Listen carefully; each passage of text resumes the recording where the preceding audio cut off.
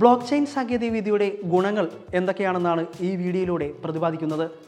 ഇത് പൂർണ്ണമായും സുരക്ഷിതമാണ്. ഡിജിറ്റൽ സിഗ്നേച്ചറുകൾ ഉപയോഗിക്കുന്നതിനാൽ വിവരങ്ങൾ സുരക്ഷിതമായിരിക്കും.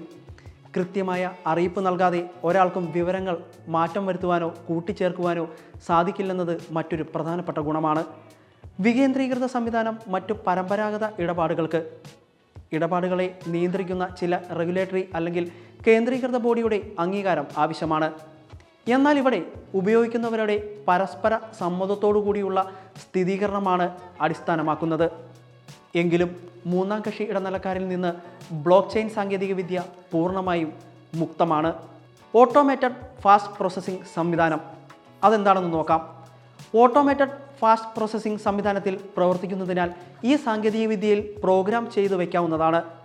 ട്രിഗർ മാനദണ്ഡങ്ങൾ പാലിച്ചു കഴിഞ്ഞാൽ വിവിധ പ്രവർത്തനങ്ങളും ഇവൻറ്റുകളും സ്വയം തന്നെ നിർവഹിക്കാൻ കഴിയും.